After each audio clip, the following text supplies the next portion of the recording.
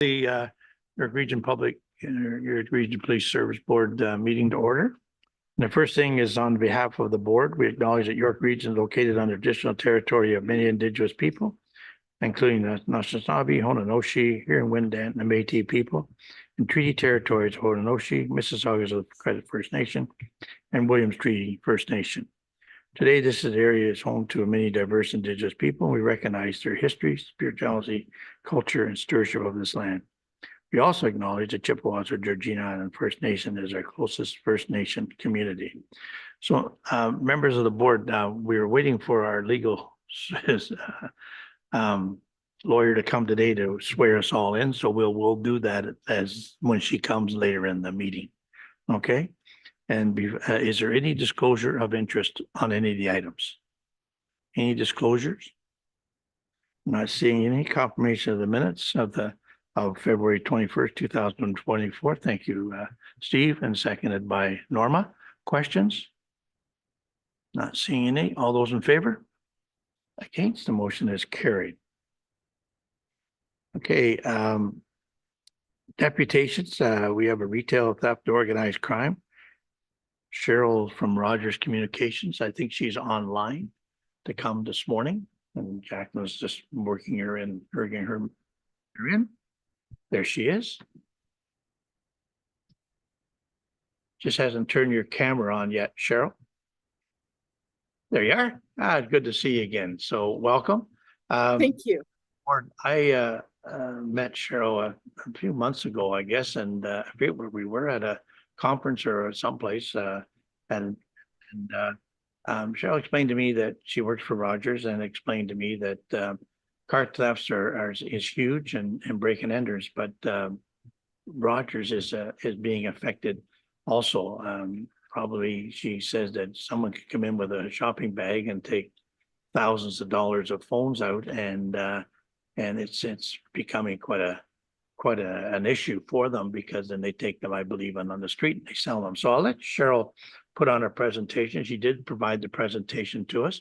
So Cheryl, welcome, and the floor is yours. Go ahead. Thank you so much, Chair. It's a pleasure to see you again. Is the deck up on the screen for you, or do you just have it in front of each of you that I walk through it? Jacqueline can put it up. Can you, Jacqueline? Yep, there we are. Jacqueline, it will be up in a minute. I think it's not on ours yet. Great. And as Jacqueline does that, Jacqueline, I will ask you to advance the slides as I get to those points. So again, thank you, everyone. My name is Cheryl Fougere, and I am the Director of Government Affairs for Rogers Communications. I'm joining you today from the traditional territory of the Anishinaabe Algonquin people.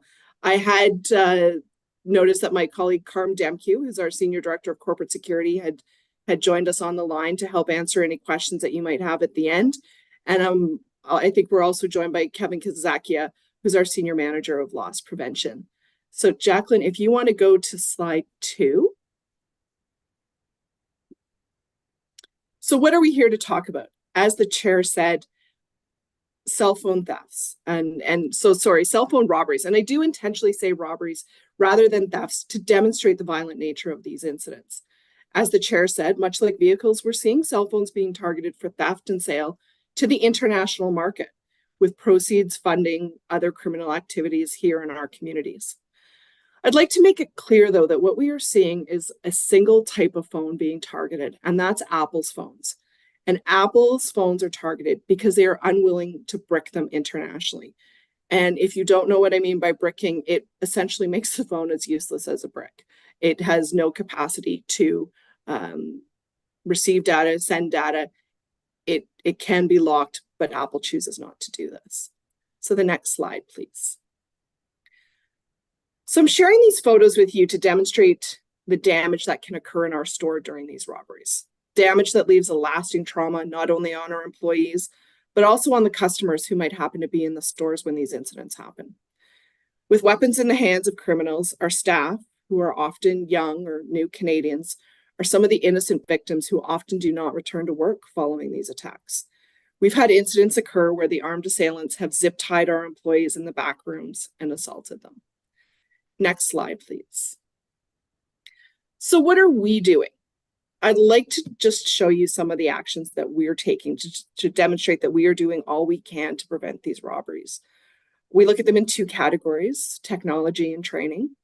On the technology side, much like pharmacies, we've had to install time delay safes.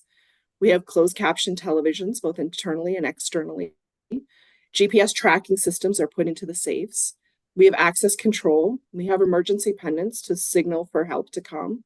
Signage like you see on this slide, and external intercoms with internal monitors.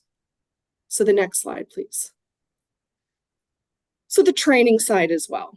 What we have implemented is even a virtual reality training program for our employees. So once they complete their in-class training, we give them a virtual reality demonstration that allows them to experience what could happen when things go wrong. We have retail situational awareness training, a 5-hour in-person session on security onboarding. We do conduct annual refreshers. We have a new hire curriculum and the annual refresher curriculum that's deployed across retail for all security trainings. And we have over 60 process documents on our internal site. Next slide, please.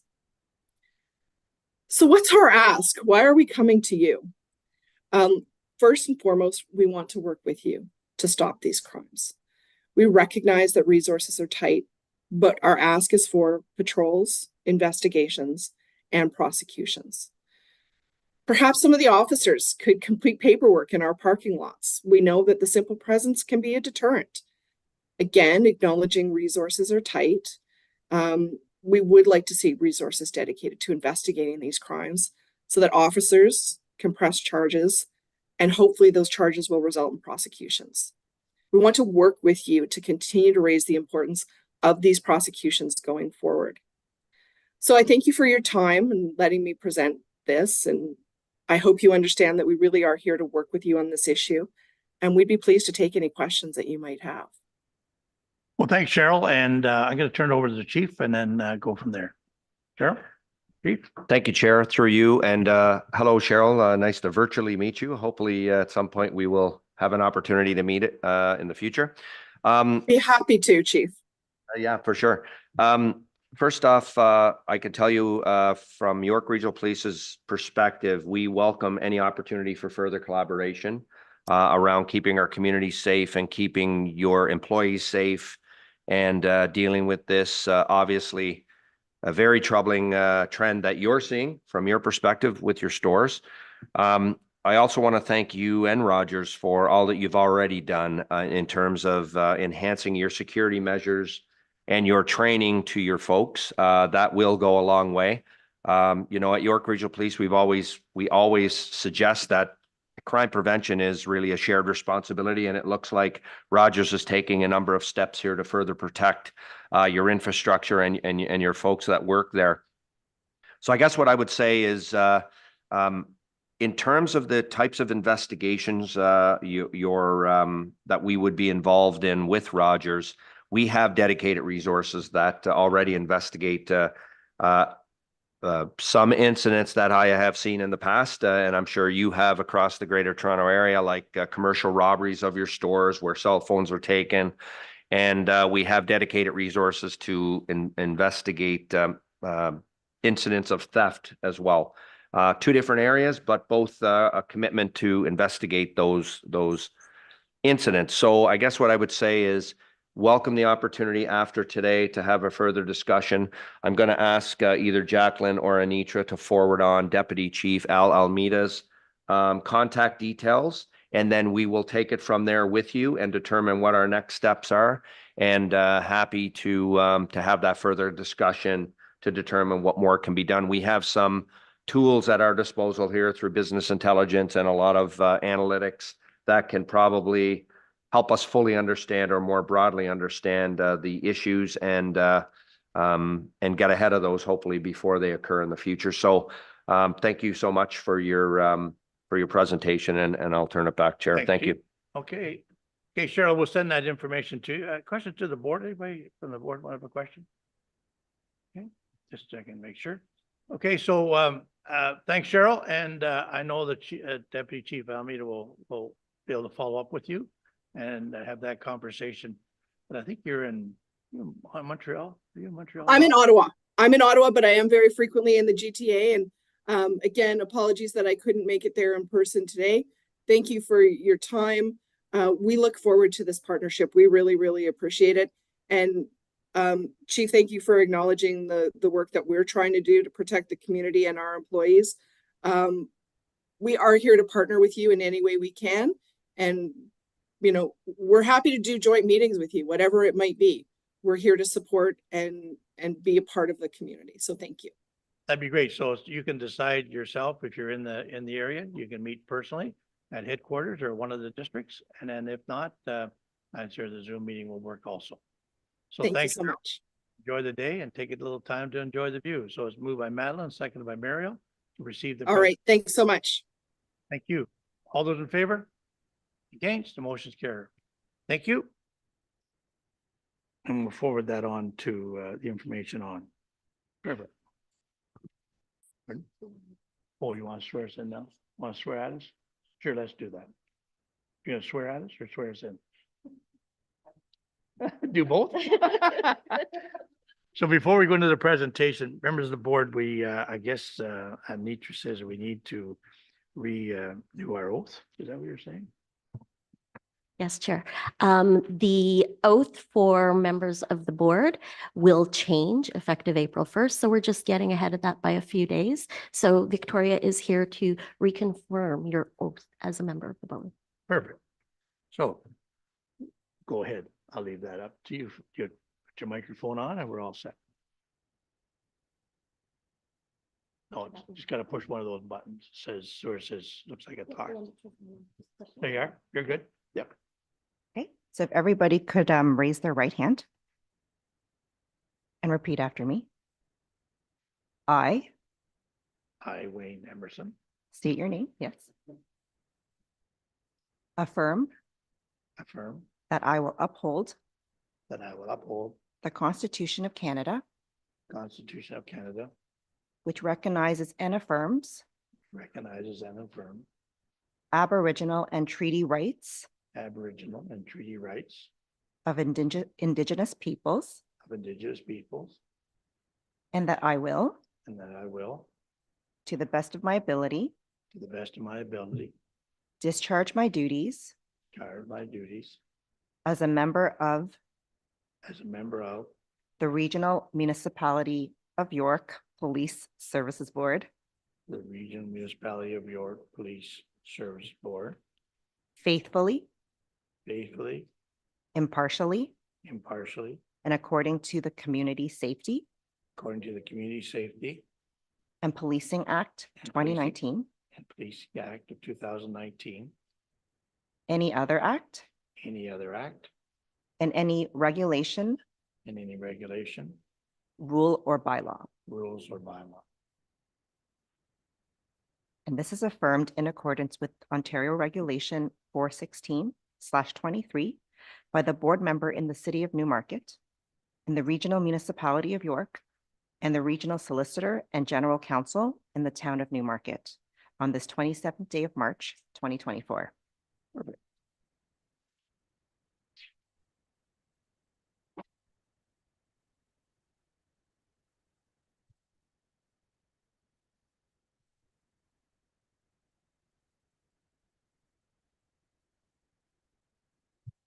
Okay, thank you.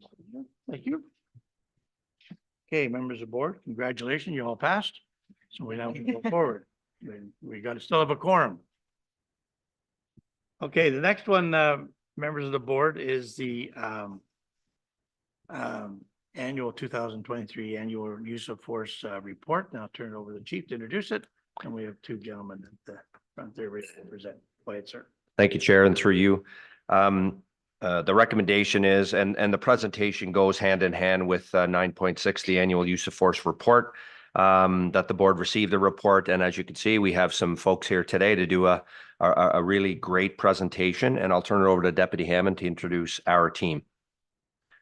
Thank you, Chief. Good morning, members of the board. It is my pleasure to introduce to you some of the staff here at our corporate development. So leading the corporate development team, you have Superintendent Maurice James. And over in the back here, we have Inspector Blair Steer, and he is the officer in charge of our Training and Education Bureau, where the Bureau sits under corporate development, and of course presenting and is going to be giving you a lot of information that's very helpful for all of us to understand is Staff Sergeant Josh McHugh, and he is in charge of our practical skills unit. So without further ado, I'll turn it over to these gentlemen. Thank you, Deputy. Thank you, Mr. Chair and members of the board.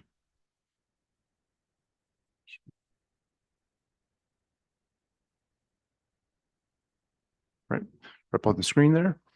Okay, good morning. This morning, we're going to provide you with a presentation in relation to our 2023 annual use of force report.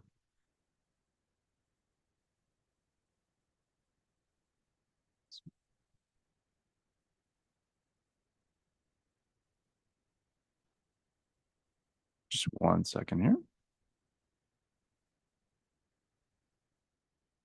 Okay, during today's presentation, we're going to provide you with information on our updated validation and submission process. We'll cover key highlights from YRP's 2023 use of force data. We'll also provide information on our de-escalation and anti-racism training, as well as our 2023 use of force and race-based data.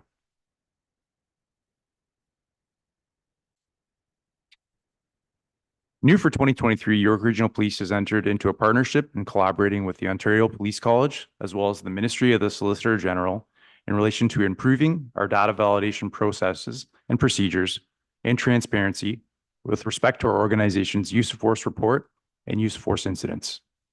This has resulted in a unique partnership.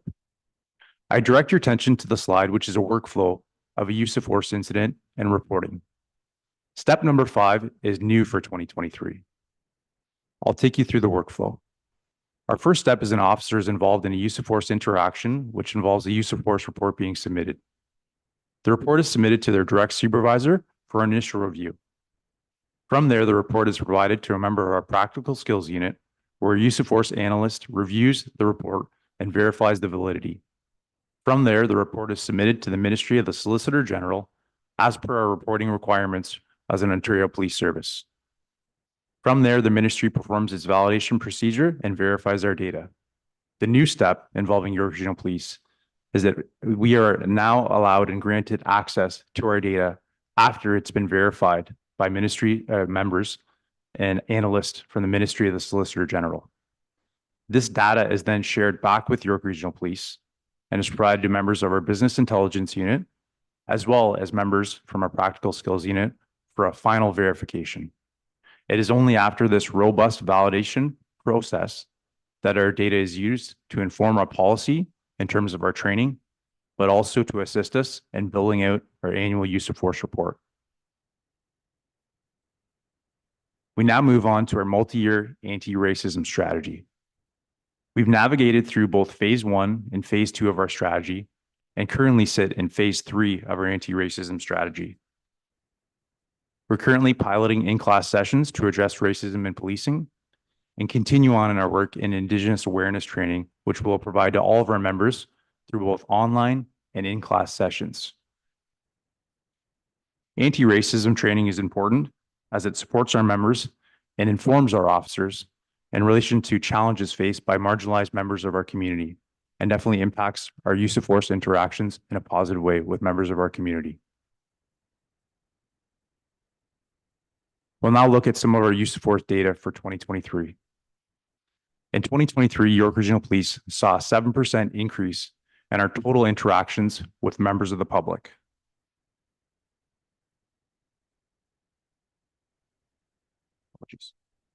Those interactions included call types such as traffic stops and citizen-generated calls for service, as well as police-generated calls for service. It's important to emphasize and note that out of the total interactions at just under 430,000, less than 1% of those interactions resulted in a use of force report.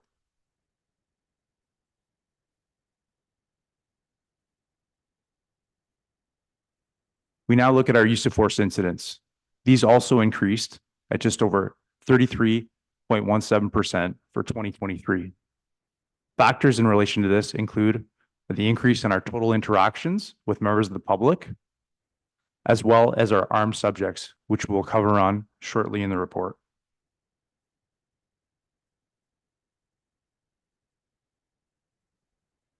Our use of force reports also increased for 2023 at just over 17.5%, going from 358 reports to 421 reports in 2023. To provide some context in relation to our increased reports, it's important to note how a use of force report is submitted. One use of force incident can result in multiple reports being submitted by officers. To provide further context, our officers can attend an incident in which force is applied by multiple officers. Each officer is then responsible for submitting their individual use of force report, which can result in multiple reports being entered for one individual use of force incident.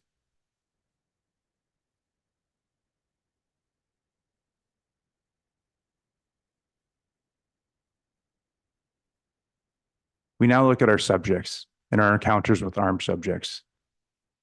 We saw a drastic increase in our total number of encounters with armed subjects in 2023, which increased by over 83%, going from 117 encounters in 2022 to 215 encounters in 2023. Subjects were armed with weapons such as firearms, knives, other blunt force objects used as weapons, as well as vehicles used as a weapon. Our most dramatic increase and concerning for members of the public, as well as our police agency, is in relation to subjects that were armed with firearms. We saw encounters with subjects armed with firearms increase at over 181% in 2023. Our encounters changed from 53 in 2022 to 149 encounters in 2023. Based upon these findings, York Regional Police has made changes to our training to address the presence of firearms by subjects encountered by our officers. We continue to provide our members with the best training we can in relation to responding to these types of calls. We focus on scenario-based training, officer safety considerations, as well as incident command principles. We've talked about our data in relation to use of force reports, as well as our subjects, but now it's also important to highlight that officers continue to utilize demonstration of force during our use of force incidents. The demonstration of force is defined as a reportable use of force, such as displaying a CEW, combined with de-escalation tactics to gain control of a subject without the actual application of force. It's important to note, and we have in the slide, that in over 85% of all use of force incidents, they involve a demonstration of force by our officers.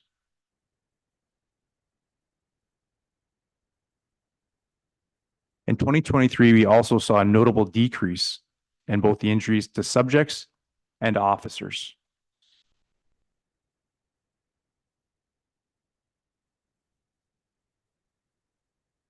Injuries to officers were down by 68%, with 8 officers injured, and injuries to subjects were reduced by 59%, with 16 subjects injured.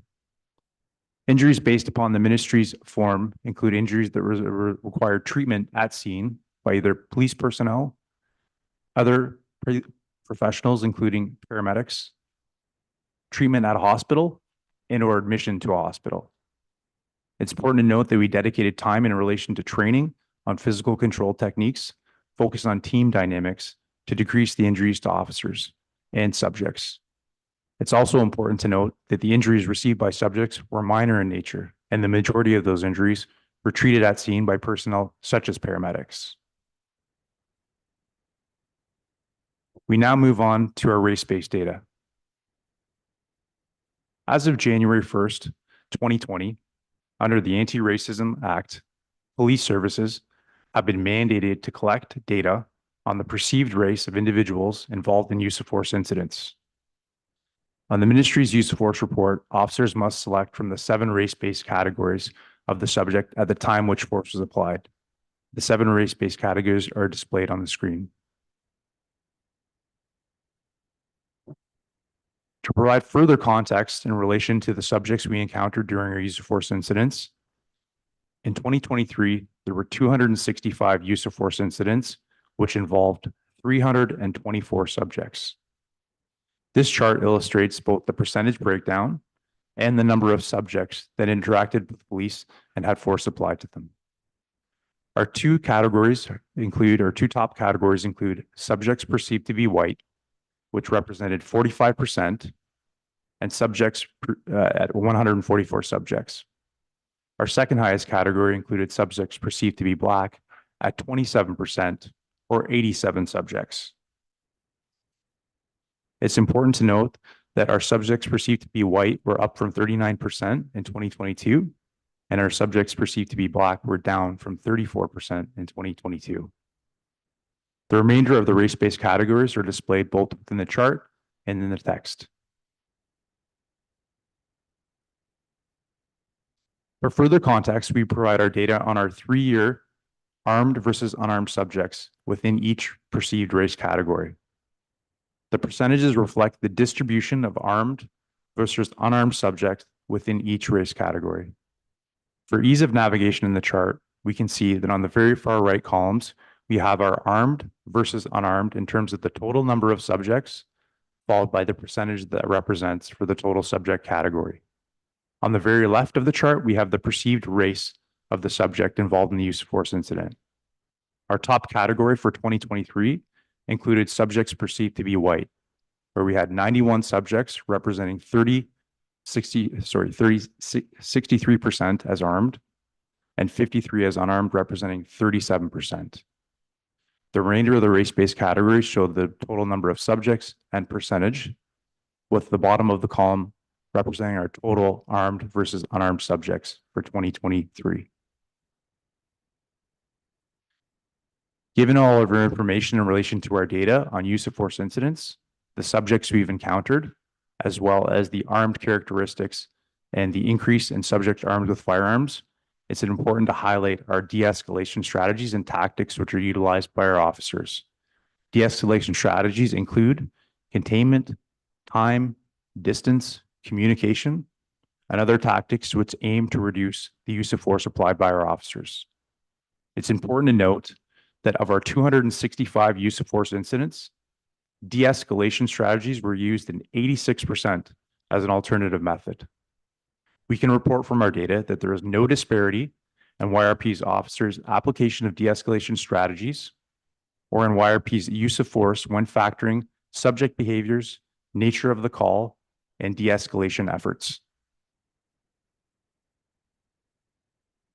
In summary, we want to provide information to the board that despite an increase of our public police interactions, YRP use of force incidents remain the lowest in the GTA. Of note, of over the 429,000 public police interactions, 92% of these calls were citizen generated. Also of note, of over the 429,000 public police interactions, less than 1% led to a use of force report. Our officers continue to see an increase of encountering armed subjects, concerning and specifically those armed with firearms.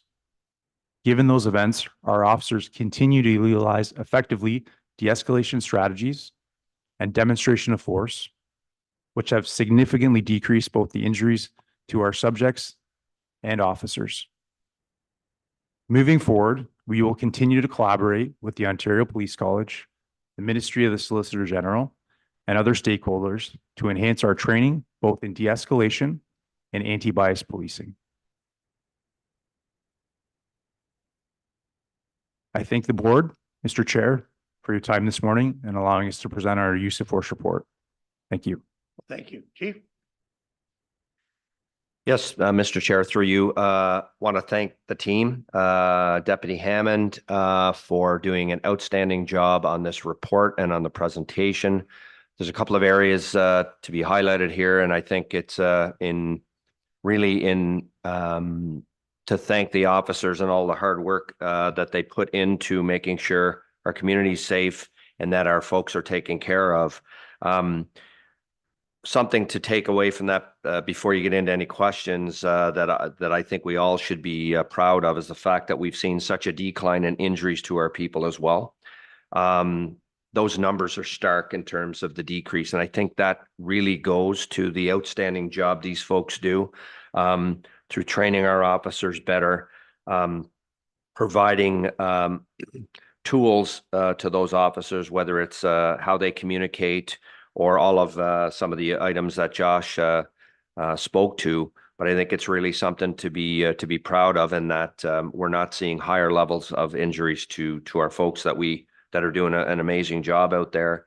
And the other thing, obviously, that jumped off the screen to all of us when we saw this presentation for the first time, is the number of encounters our officers are facing of people carrying a firearm. And I had mentioned this in a couple of budget cycles as we've gone before regional council, and here we are at a use of force presentation, and we're seeing it play out in these use of force encounters as well. We have among the lowest numbers of use of force interactions in the Greater Toronto Area at York Regional Police, if not the lowest. So I think those are areas that we should be looking at in this report and be proud of. And there's always more work to be done, and we'll continue to do that. But thank you, Chair. Thank you for the presentation. Deputy, thank you. And I'll turn it back to you, Mr. Chair. Thank you. Questions? Ariel, then Walter, turn your mic, just pull that microphone down. There, that's it. Now you just gotta push that little talk button. One of them light up. There you are. Perfect. Okay. Thank you. An excellent job for everybody. I'm very proud of what's happening. That we're the best in the country, which is good. One question on the subject of race and data. I know we have 7 categories there.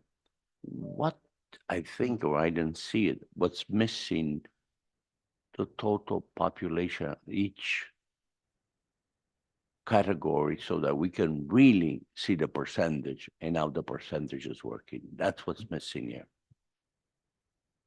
Gentlemen, Chief, or Chief, Deputy. Well, what I'll say is those are the data that we have is provided to us by the ministry, and that's how we analyze the data is based on ministry, what the ministry gives us. We can bring before the board the population of each of those categories as well. We don't have it here with us today, but it is an interesting conversation when you compare the use of force interactions with those various categories. Did you want to add something, Cecile? Sure. Yes. Thank you, Chief. And thank you for the question. And it is a good comment. And one thing I also wanted to highlight that not all of the people where force was applied actually live within the region. So while we can provide the demographics and the makeup of the community, a number of the subjects perhaps don't reside in York Region. So it may not provide an accurate reflection. Yeah, I know. Maybe if I can just finish off, the comparison of the population data to the use of force data can skew our view of what we're really trying to get at here, right? As you can see, and I don't know if you picked up on it, it's the officer's perception of race. So we can't even verify that the numbers are completely accurate, because after we have the interaction, we might validate that the perception might have been one thing, the reality might have been something else.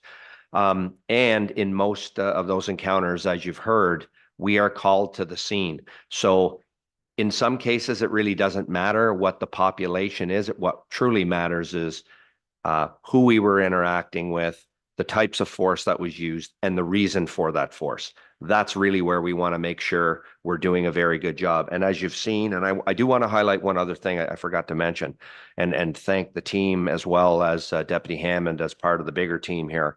The fact that we're engaged with the ministry, you saw step 5 on there, that we are one of the only agencies doing that. And the fact that we're in at the grassroots of and the ground level with the ministry on this puts us in a very unique position to be able to really give you some good data validated through the ministry without waiting for that to come later after a presentation. So, and it gives us a bit of a line of sight as to what the ministry is looking for. And we may see those categories broaden over time, because in some cases, whether it's through the provincial government or the federal government around race-based statistical data, in some cases, the language isn't where it needs to be. I'm not suggesting that's the case here, but it may change over time is all I'm saying. Okay. I thank you. I think my question was not for what was reported here, because I think this is excellent. It makes me feel good. It's how we could ourselves individual advise the ministries and the federal provincial government where to put their resource to adjust what is happening in society. That is the key. Okay. Thank you. Walter? Well, I wanted to start by commending and thanking this team, all of you, for the excellence and professionalism of what you've accomplished. I had the privilege some time ago of visiting with the team with respect to a statistic that I find distressing, but anticipated and expected, and that is interactions with people that are armed with weapons. So one of the things that motivated my initial engagement was concern about the state of body armor, and I'm glad to see that there are moves being made in that direction. The fact is that this statistic is going to increase over time, not decrease. The number of weapons coming into the environment, as everyone knows, is increasing again, and the capacity to interdict weapons is unfortunately not where it needs to be for a multiplicity of reasons, not to be attributed to YRP, but to larger issues of federal government control. In any case, I'm really delighted to see that moves are being made in the appropriate direction. And I'm looking forward to whatever the final outcome is of improving the protection given to officers, because in this increasingly hostile environment, the worst statistic of all is the lives of officers at risk due to inadequate protection. And it is unconscionable for anybody involved in this process not to provide an increased level of protection because of the probability of increased incidents. So again, with many thanks to you for putting up with me when I came to visit you, and it is a magnificent facility that I had the opportunity to visit. Another just quick observation. This is not a destination point, it's a waypoint. This is a process. And it is a process that is increasingly difficult and increasingly challenging, as I was mentioning to Deputy McCloskey. This is a constant adjustment between the realities on the ground and the officers that are forced to deal with those realities in the most acute circumstances. Again, it is a tribute to all of you for the degree of training, for the results you're getting in that evolving context. The fact is that there is growing incivility in society and there's growing threat, and that requires a constant adjustment that regrettably is something that falls really on the institution itself, that is YRP, as opposed to the larger process. The process is reactionary. By the time we get these statistics, that things have already happened and things have already changed. And it is, again, your commitment to the process, your commitment to anticipating, and your commitment to adjusting that is reflected in these numbers. And once again, I can commend you for everything that you've done to stay ahead of the context as opposed to chasing it. Because if we chase it, there are going to be more officers injured, there's going to be more civilians injured, and the process is going to generate statistics that are far less attractive than the ones you presented today. So well done to all. Thank you. Thank you. Any further questions? I think maybe those numbers, have they been screwed a little bit because of the amount of protests? We'd have more confrontation with individuals with the protests that we've dealt with over the last few months. Is that changed, do you think? I don't know, maybe that's for 2024, right, and 23. So it wouldn't have anything to do with these statistics, but it will have in the future when you bring more statistics to us. So go ahead. Yeah, Mr. Chair, thank you for the question. Yeah, I think as we look at the calls for service in 2023, we did see an increase in our total number of public police interactions by just shy of 30,000 interactions. We also saw an increase in some of the call types that resulted in the application of force, which were presented in the report as well. Again, the highlight and really emphasizing the fact that of our calls for service, 92% of those calls were citizen generated. So the police were notified by a complaint or a concern of a citizen that required York Regional Police to attend. So we attended to some of those situations, and a very, very low percentage of them resulted in an actual application of force. So thank you, sir. Thank you. And I think, Walter, you're right. Our training facility is one of the best that we have there, and I'm glad that you're doing more training with it, and I'm glad that things are changing, so the training has to change. So that's great, but we're very proud of that training facility. It was something that was needed in the long time ago, but we did see time to put it in place, so it's really good to have that. But talking about body armor, I went to the seminar for the auto theft, and the commissioner of the OPP wore his body armor the whole time. I don't know if he ever takes it off. He wore it, and he was there and sitting, and I thought we were all friends, but I guess he wore his body armor the whole time, and I think, well, that's okay. I guess that's up with. We also have one over there too. Very good, Christina. That's okay. Once it's like putting on a tie. I hate it. Anyways, I'm going to bring also 9.6 forward. Going to ask Muriel and Walter to proceed in the presentation and receive report number 9.6 at the same time. Further questions? All those in favor? Against? The motion's carried. Thank you, gentlemen. Enjoy your day. Thank you, Okay. Mr. Chair. Members of member of the board, the first Woodsview Communication. Great news for the board. Thank you, Walter, for continuing to sit with us. Madeline and Norma are going to move receipt of that. All those in favor? Against? Motion's carried, and congratulations, sir. Consideration of the reports. I'm going to pull 9.1, 9.2, and 9.3.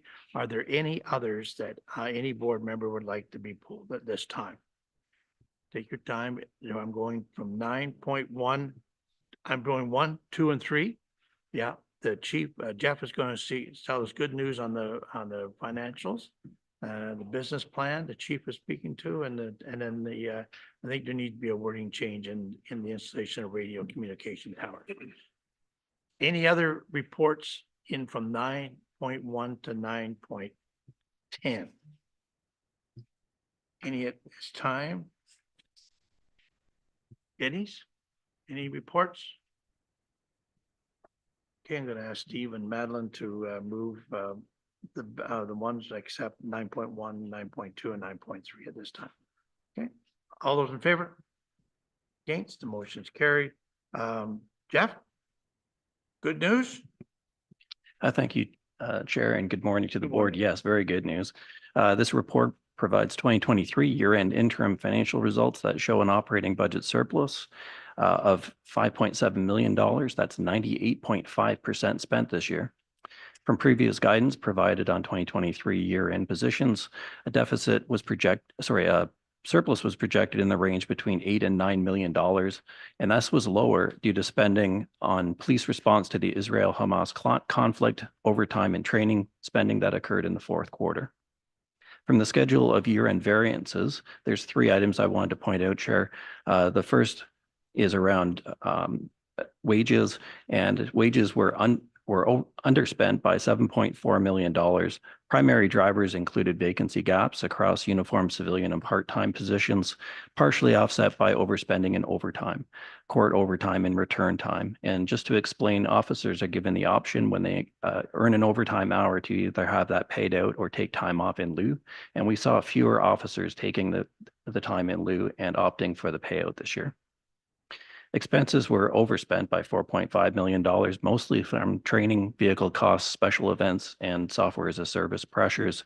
I want to explain fuel volume was 17% below what was anticipated, and this continues to be a good news story from the board's investment into hybrid vehicles.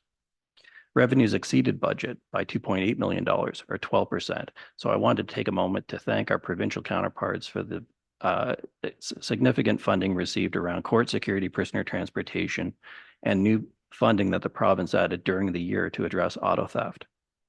There were also surpluses in service fees and charges, secondments, and some other revenue categories. The report includes a schedule of financial notes that provides significant details on the major drivers around the operating budget surplus. I did want to just comment quickly on the schedule of capital budget spending, which this year was 86.6% spent. Chair, you know that we have a target of 90% spent. I actually have an explanation because we actually met it. Within the vehicles category, you'll see underspending of $4.6 million. We actually added capital spend authority or multi-year approval to this project. So our spending came in exactly as we were anticipating. We added that authority so that we could pre-order some vehicles into 2024. And this was just to address what are longer than expected lead times needed in the delivery process. From the schedule of reserve balances, 3 of our 4 reserves are on track to meet funding and spending expectations in 2023. You'll notice that the development charge reserve has a temporary negative balance of $2.2 million negative. And we are in discussions with York Region's Treasury Department, who centrally manage this funding process. And I just wanted to confirm to the board that we're not worried about the temporary negative balance. And finally, these results will be sent to York Region's auditors. KPMG is in right now. And we are expecting an update to council, and we'll bring that update back to the board in the June cycle to confirm that these are fully audited at that time. I'm available for any questions that you might have. Well, thanks, Jeff. Just don't spend all the money. Hang on just a little bit, you know, we're ready today. Yeah, and DCs are down, but yeah, still a work in progress. Questions? Questions to Jeff? Thanks, Mario and Madeline, to just to approve the recommendations just to receive at this time. All those in favor? Against, the motion's carried. 9.2, Chief, business plan completed. Yes, Chair, thank you. And through you, as you can see, these are the highlights of the 2023, the first year of the 2023 to 2025 business plan. It's a report just to receive. I'll turn it over to Superintendent Dawson to give some highlights from the business plan, and we can answer any questions you might have, Christina. Sure. Thank you, Chief, and through you, Chairman. The 2023-2025 business plan is organized around 4 main objectives. This plan is distinct from previous plans in both content and structure. It elevates shared objectives across the 2 pillars of our people and our community. This format better demonstrates the alignment of priorities, purpose, and people. And collaboratively, the objectives are addressed across the organization.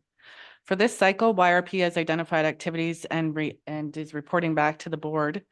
Benefits include that it allows the ELT to make better informed decisions in line with current crime and policing trends, identifies and addresses signs of issues, as well as better capitalizes on emerging opportunities, enhances engagement with our people and our community, and better alignment of community needs with members' goals, unit goals, the executive leadership team goals, and finally, the organization's goals.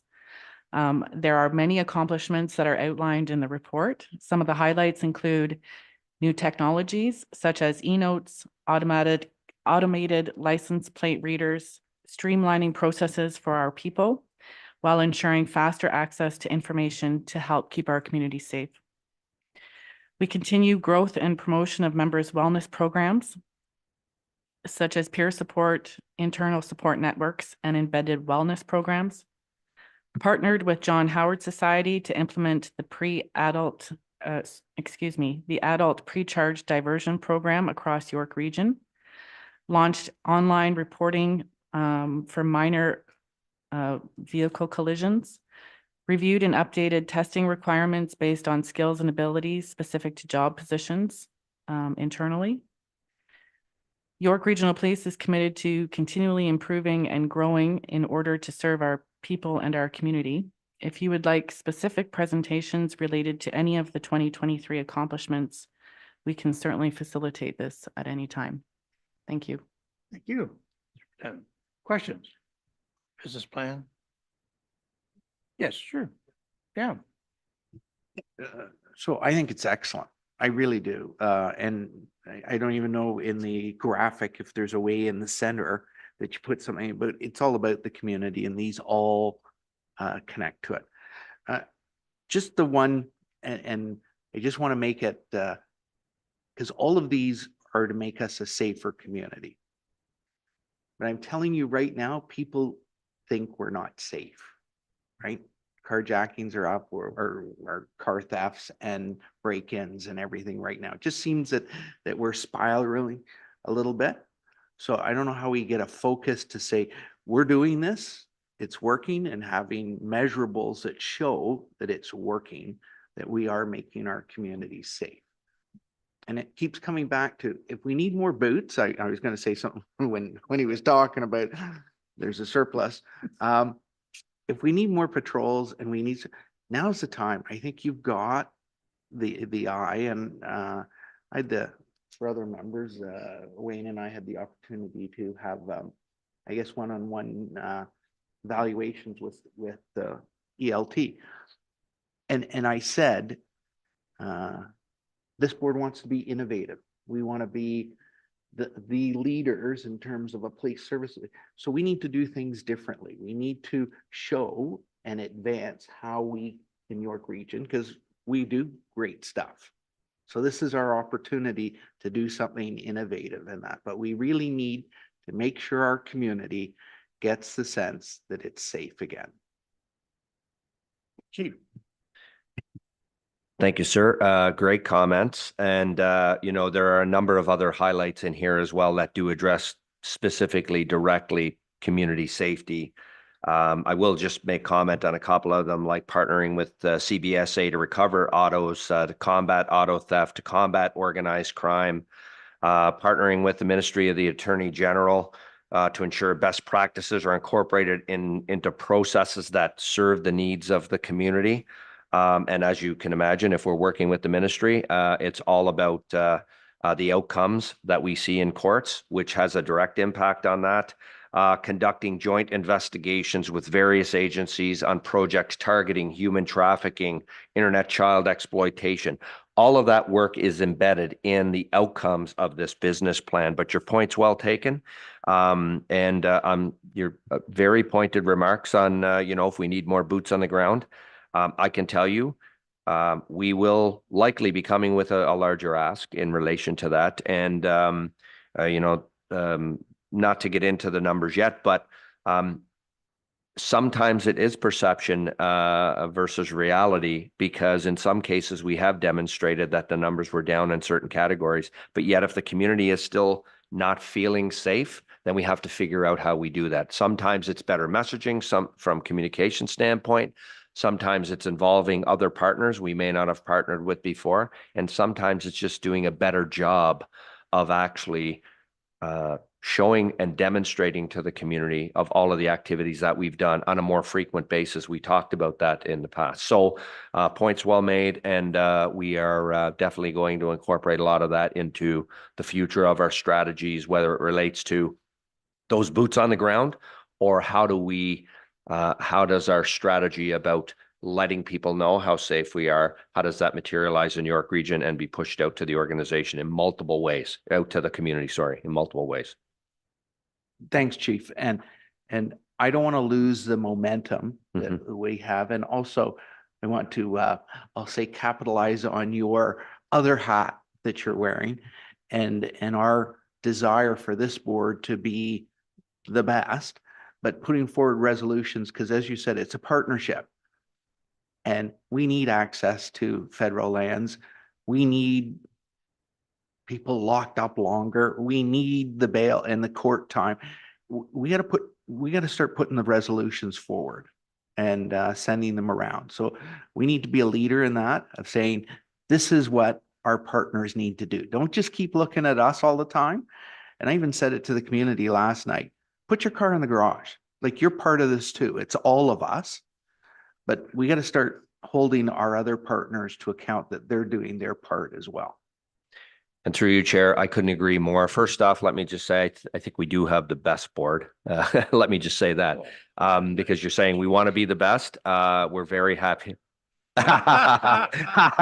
We're past it now, see, and I'm still saying it.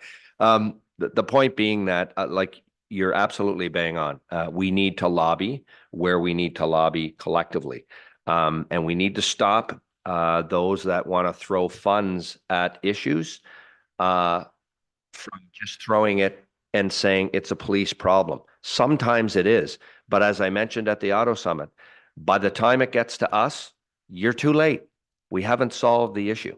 So that's specific to auto. We can have the same conversation about many other types of crimes, but we are all in to lobby where we can get further funding that we need to be better resourced, but also to put a little pressure on those that should be stepping up that aren't. Norma, then There you go. Can't see that. Okay, so thank you for that. And I know you're doing a lot of work. So I think I'll just touch on two things. You talk about alternative measures. I think that's my word for it. There's that. But one thing that nobody ever talks about, even the government throwing money at us, is the work that they should be doing in schools, 1. 2, in the community where we have 12, 13, 14, 15-year-olds stealing cars. What is it about that part of the community that we're not looking at? We're reactive, so it's after the fact. So before they get to us or before they steal your car, what's being done there? And we're talking about lobbying. We're talking about, this is a very good time for us. I mean, we can put I think we can actually talk about that, because the officers were taken out of schools for perhaps a good reason. I don't know what I think. It's not a good reason. I think we need some entity back there to work where it really matters. Thanks. Chief? Yeah, thank you, Ms. McCullough. I couldn't agree with you more. We are very reactive. That's the business we're in, but we are in as many ways as we can be proactive as well. The fact that we were removed or we paused the school program, one has to ask, has that had an effect on crime related to young people? And as you mentioned, you are seeing many young people stealing these cars over and over again. So there's an issue around bail, there's an issue around the ministry, there's an issue around how we interact with young people. And I can tell you that we're still engaged, Deputy McCloskey, with the school boards, both boards, on a program to get us back to the schools. We don't have the final outcome of that yet, unless there's anything more you can add to that, Kevin, but it's still in the works, and there is an appetite for that, as I can tell you from the comments and the conversations I've had. Thank you, Chief. And through you, Mr. Chair, what I can update you on is that we are quite close. We are meeting in May, in fact, to come together to look at what will be a new police and school board protocol that will speak to how and when the police are involved in school programming and education within the schools. And to that end, there are right now, as we speak, members of our community services and youth engagement officers that are taking a new educational program that will actually empower them to be able to teach in areas in schools in ways that we haven't in the past. And there's different programming depending on the grade ranges that we're talking about. So we are very close on that, and we have the full support of both directors of each school board in the region. Just a short additional to that. Are the officers getting better?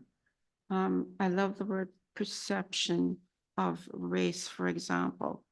Are they getting better, or are of telling who they may have arrested? And I know that there's a rigorous process that the paperwork goes through before you get it back. And I also know that the information is protected after you have your encounters with people as to who does what. And I think it's really interesting that you lock the information away from each other. It's taking a long time to go through the process. So you've arrested subject A, And if you get personal information, it has to go through a long process. Now I can see why things go through the courts or not. It's taking too long. But you don't even know who you've arrested, and he or she's back on bail already because they have no information. We have no information. So that's one of the problems that I personally can see out there. Okay, Madeline. Thank you, through you, Chair. I was really just going to ask a question about the perception in the community that you were speaking about, that we're not safe. And what I see, I'm not on Instagram, and I know the police are on Instagram and all those other social media things, but the one that I see come into my, is the neighborhood app. Are the police allowed to have, are the YRP allowed to have any presence in those? Because that's where I see a lot of people with their misinformation about what's going on and why aren't the police doing this and why aren't the police doing that? And every time I see it, I want to scream and say, but they are. But is there any way that the YRP can be on those apps for all of the neighborhoods? Because it's all different neighborhoods somehow. I don't know how it works, but to sort of diffuse that and say, look, these are the statistics, these are the things that are really going on, and this is how things are actually improving and we are safe, sort of thing. Yeah, thank you. And through you, Chair. I guess the short answer is yes. Can we be on further apps? Can we be connected to others on apps? For sure. But I will remind everybody about our community safety data portal that all of our neighborhood watch communities have access to that. And I don't know how many times we have to talk about it and how many times we have to tell regional council about it, and mayors and community members and councillors. Go to the data portal. The information is there. So again, getting back to the idea of a more broader strategy, we will have a presentation in the very near future from our corporate communications section on that whole branding and marketing of what we're doing to actually address this issue from that perspective. Just a little bit of an anecdote, but with some data, I guess, so it's not an anecdote. As Deputy Almeida and I had just looked at the data portal, for example, to address the conversation we just had about public perception, right? So perception of the public right now is auto theft is rampant and it's continuing to rise, and it's and in many cases it is, and they're not wrong. But as an example, auto theft, I don't know, is that the regional number? Down 18.7% in the region. Probably in you know, because of some of the work we've done, probably because of some of the messaging that's gone out, and the fact that we are focusing on it and watching it now more closely than we ever have, and you know, putting the resource to it. But the perception of the community is different, right? Like when you're down almost 20%, that's a significant number, right? That's a good news story. And it's right there for everybody to access. So that's where we want to drive people to that portal that is all as close to real time as it can be in terms of the numbers and the data coming off of that. Very easy to read, very easy to navigate. So I mean, I could leave it at that. Deputy De Silva, do you have a yeah, just briefly, and to you and through you, Chairman Emerson, and just to just give a little bit of feedback for Mayor Pellegrini's comments. We recently did a town hall in Aurora, and that message was clear. The community has projected a feeling of unsafety. And to the chief's point, our comments back were the community portal is the one source of truth, and we have to sort of bring people back to that one source of truth. And one community in Aurora in the northwest quadrant was a little concerned about break and enters. And we went back and we showed them through the portal that there was only 6 actual break and enters. They perceived the break and enters to be far worse. And this is the one source of truth that we want to communicate back to the public, and through these forums and through town councils, that message will continue to be clear. But we are doing all that we can in relation to visibility, making sure we have enhanced patrols and getting into the neighborhoods, because that is what our community expects from us. So we do have a strategy in relation to enhanced visibility within our communities. Thank you, Chief. Yeah, thank you. And Chair, through you, one last point on this, and it kind of goes to your comment on the apps, right? So one of the things we know so our data portal has the actual truth of the numbers, but what can tend to happen, and it's happening always, right, is one community member through an app or through whatever communicates to another. Crime is rampant here. As you know, you tell one person who tells the 10th person. By the time it gets there, what we're dealing with is people feel traumatized because carjackings are out of control and the thefts in my community are outrageous. And the reality is, to Deputy De Silva's point, when we actually take them back through the data and they see the reality, it actually helps them understand in a more real way. Oh, that's it. So that's really why we want to drive them there. And that's my point. The neighborhood app is one of those ones, and it's out there a lot. I mean, if that app can be used to say, go to the community portal, like you want people to know about, I understand you have, the town halls, you've got it on all the other social medias, but that just seems to be a very big community source.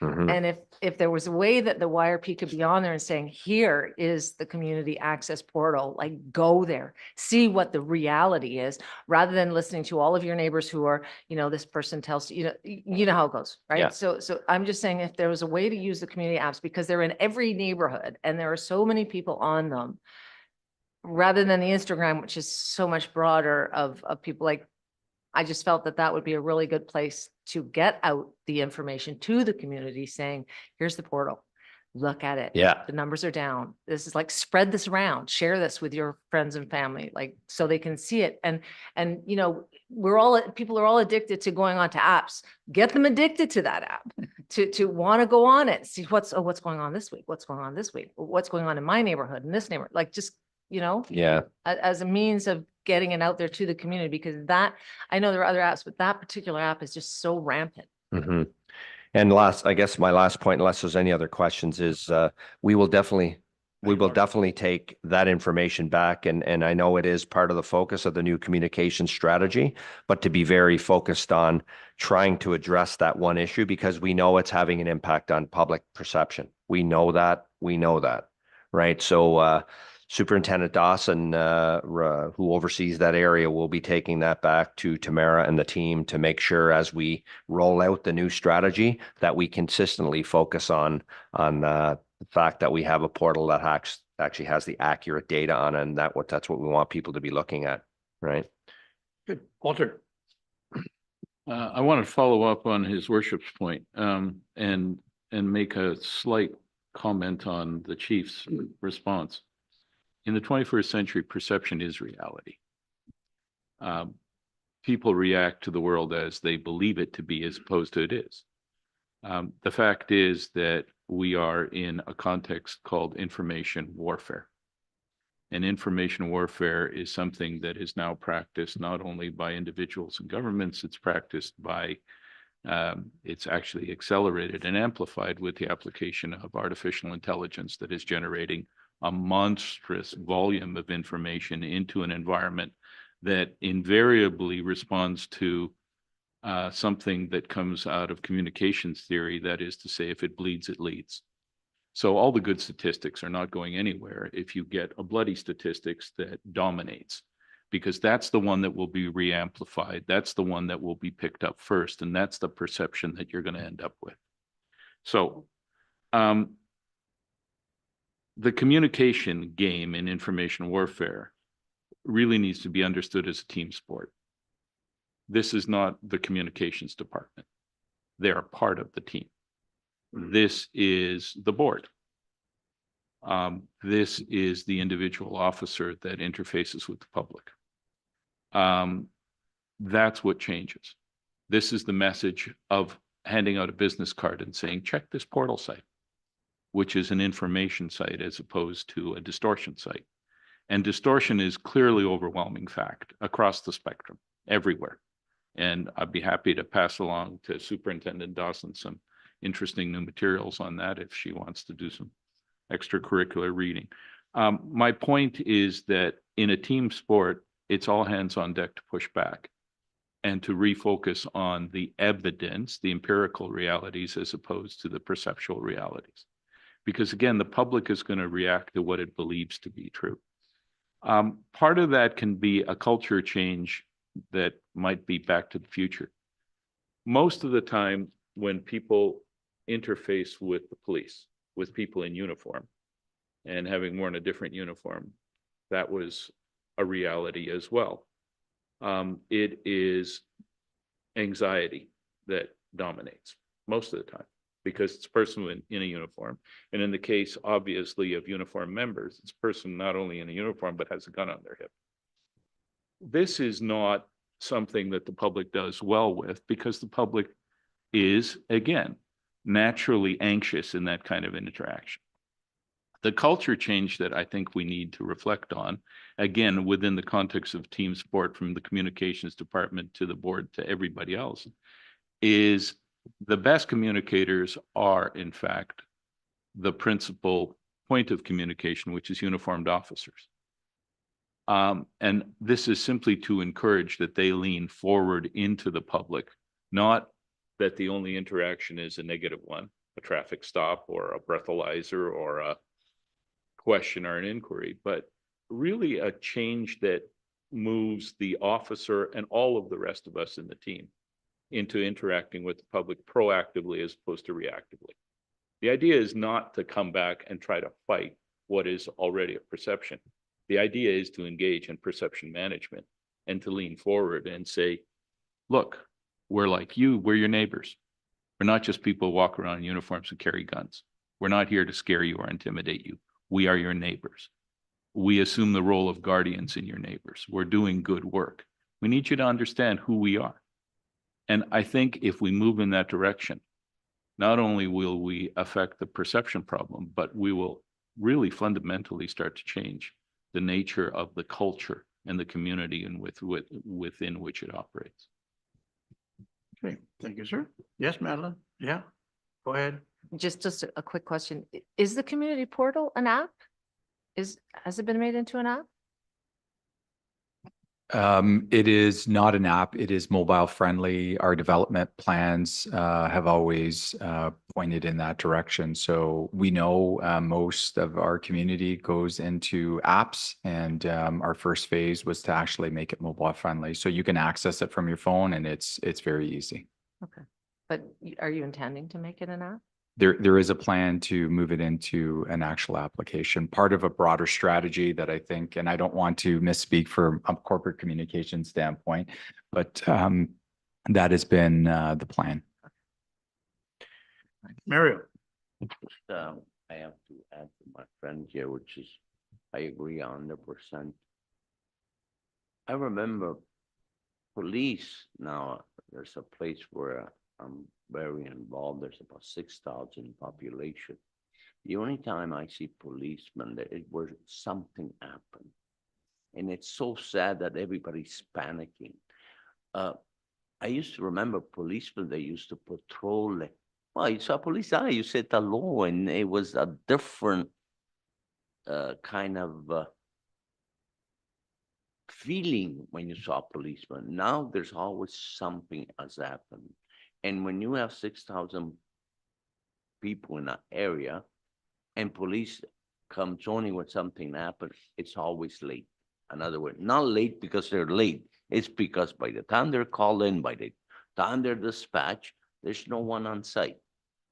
So I don't know how we could integrate that police should be, especially in an area where there's 5,000 to 6,000 people, you can have like a mini station. I don't know what you want to call it, Yeah. you know.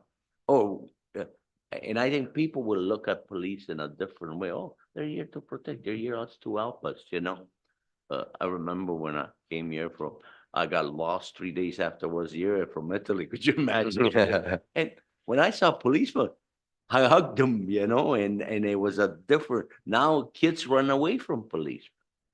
And they haven't changed, they're still good policemen, you know. Chair, through you. Yeah, sure. All points well made, and I'll leave you with a couple of comments on these. So Mr. Cortolucci, one of the issues is, and it sort of goes back to the comment I made about, and I've said this before publicly at the OACP here, we don't tell our story well enough. So so to address your point on, so the media only reports where the police are for a negative reason, because positive stories don't sell. There are, I don't know what Josh's numbers were, but over 440,000 interactions last year. And I can guarantee, and that's, police interacting with the community. There's a lot of great information and good news stories out there for us to be telling, and we have to be much better at telling that story. Because if we don't fill that gap, somebody else will. So that's part of this new communication strategy is how do we get that information out in as many ways as possible to show all of the great work that's going on. One time, it was another police agency put out a tweet or an X or whatever we're calling it today on an officer bending down and tying the shoelace of an elderly person, of a senior. Over 1 million hits, right? That was just a random interaction out in the street. So we are fully aware of this. This has been an ongoing conversation at this table here regularly, and we're going to see a plan for that in the very near future. The last thing I want to leave you with is this, and we don't talk about this enough. And this has an impact on our members, right? When we talk about anxiety or we talk about wellness, this negative information campaign has an impact on the people doing the work. It has an impact on recruiting, on retention, on all of the pieces that keep our business alive. But what we don't report on enough, as an example, last year, in the fall of last year, there was a study done across the country, a national study. Everybody's perception right now, and we had a conversation about this in Ottawa yesterday, the perception is that the police and the trust and confidence in policing is waning. Well, guess what?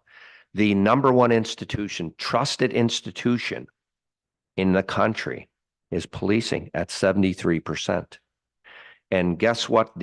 One of the lowest tiers of trust is in the media, third lowest. Well, who's getting the story out? One of the least trusted, right? And I'm not suggesting we not trust the media, but we have to feed that. And if we are not the ones leading that story, the story will be led by somebody else. If we're trusted, then we need to get the message out, and we will continue to do that. That's the goal. So we are fully alive to what's going on, and we have to remind our members about the day just gone by and how excited they were to be police officers. Those days have not changed. We have a very good news story to tell. We just don't tell it well enough. Right. And that's a big part of all of the comments you've made. So I'll just leave it there, Mr. Chair. Thank you. Further questions? Okay, putting boots on the ground, you're not going to put a police officer every corner in York Region. Okay, there won't be. Let's be honest. And you're fighting a phantom with social media. Social media, no matter what you put out, there's always a negative coming back at you. So it's very tough to fight that because people are on social media because they want the negativity. So the chief and I talked about our May 30th meeting. It's going to be an eye opener for members of council coming to listen to what we're going to do in 2025 and 2026. I think technology is where we got to go. Cameras, they're asking for cameras at corners, and I think we can do more cameras with the technology. So anyways, great discussion going forward, but it's a work in progress. Communication is always the toughest thing to get out to people. You try to do what you can, you get out as much as you can, but it's never enough. It's never enough to get communication out. So I'm going to ask Norma and Walter to move receipt of the recommendation of the report. All those in favor? Against, the motion is carried. 9.3 is installation on radio communication tower, Chief. Thank you, Mr. Chair. And through you, I'll just speak briefly to the recommendation. I'm going to turn it over to Deputy Hammond to walk you through this report. So as you can see in the recommendations that number one, you receive the annual report on radio communication towers. But the second one is really where I think we want to we'll spend some time after today. But it suggests in there that the board consider reviewing the policy. I would ask the board review the policy and adopt or align the policy with the Regional Municipality of York telecommunications installation policy to standardize terms and conditions, license classes, and license fee structures for a uniform, consistent tower policy across York Region. I'll turn it over to Deputy Hammond. You, Thank you, Chief, and through you, Mr. Chair. So just for a little bit of history, the board owns 4 towers. They're located in King, Georgina, Vaughan, and Ballantrae. The board has 4 license agreements with 4 different licensees, notably Bell Mobility, RCMP, and Rogers. Vianet, also known as Canadian Wireless, is the King Tower, was with us. However, they have since terminated their lease at the end of 2023. Electra was in the first couple of weeks of 2022, one of the lessees, but they also ended their agreement with us at that point. But the numbers are reflected in this report here because they were part of the lease agreement in 2022. 5% increases from 2022 to 2023 as per the board policy, the very policy we're looking for you to consider reviewing. The income generated from these license agreements was in the amount of just over 113,000 for 2023. Sorry, my apologies. The revenues that were included in the 2023 operating budgets for revenue licensees, installation, communications equipment, and tower sites, the costs incurred for the operation of the towers is roughly $60,000, comprised of regular maintenance costs of $48,000 and property taxes. The net revenue used is used to reduce overall costs of policing. And in turn, that would be a benefit to the taxpayer. The Region of York Tower policy uses a simpler method and to calculate the license fees, and this results in lower fees for the tenants. And this in turn makes the property more favorable and accessible for businesses, creating more opportunity. The region policy was developed with industry consultants in 2018, based on industry best practices. Many tenants in the region on the towers and are commercial carriers, and they provided feedback about the policy as that it has a high cost. So this is clearly demonstrated by the departure over the last 18 months in this period. So this is why we're asking the board review the policy. Subject to any questions. question, Walter? Technical question. In terms of the communication system, are you completely interoperable with fire and ambulance? Through you, Mr. Chair, yes, we are. Okay, and a follow-up question. Do you have an encrypted channel for your own needs? Yes, sir, we do. A dedicated encrypted Yes, channel we do. that is just police only? Just please. Okay, thank you. Others? Yep, I can't miss this opportunity. sure. You know why the King Tower? No, It's the closest some of us are ever gonna reach, to heaven, because that's the tallest yeah. tower in York Region. okay. Highest point to the headwaters. So move Now, on. you used to have 3 other little towers? Sorry, yes, we did have, but those, I don't know, Deputy Silva, if you remember where they were, but Like there was one in Centennial Park and a couple of, are they repeaters or are you still using them? Or are they they put repeaters on top of some of the towers, but they're not using them exclusively for the communication. Thank you. Norma, My quick question is, you can pull that thing closer to you. yeah, it won't come closer. Sure it should. It Sure. will? Okay. Oh, yeah. Fine, okay. My question is, once the towers are vacated, what happens? Pardon? What was the question? Once the towers are vacated, no one's using them. What happens? I think if they're rented and they're vacated, We use them. I read that somewhere. We use them. But if it's not being used, is there a rental? If someone is using it? So Is there a the- rental paid if someone's using? them? So the carriers that are still using them, they pay the fees, they still occupy the tower, they're just exclusively on the tower Right. themselves. So when they're vacated, when person is finished, If nobody was you- on the tower, yes, it's really just our equipment that's I there. read that. That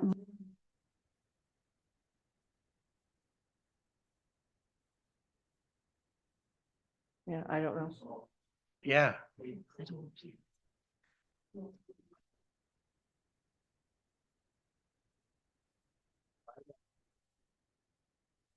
Okay. Okay, so the motion is to that we will review the policy on this. So moved by Walter, second by Steve. Going forward, I remember many, many years ago, it was very tough. The chief of the day did want nothing on their towers. Nothing on their towers, because they said it would affect the communication. Trying to change a little bit. Yeah. You weren't the chief at the time. I was not the chief, but I'll accept it because I am now. But I just want to clear something up. So just so you're not left with a misunderstanding, if somebody vacated the tower, like if we had nobody on our towers, they're still our towers and we still use them for communication, right?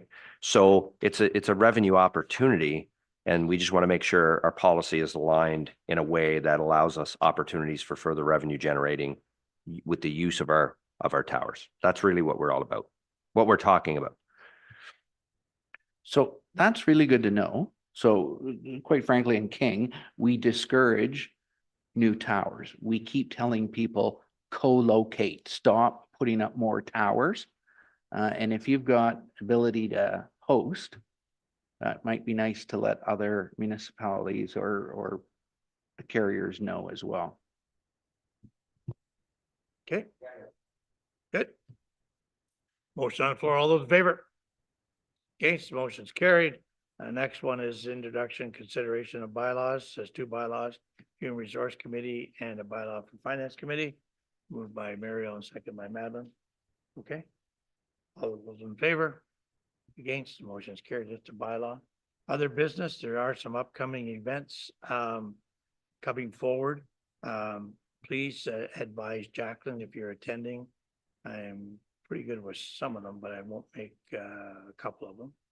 The other one is the board education workshop. We're going to deal with that in the camera, but just remember that's solar eclipse day.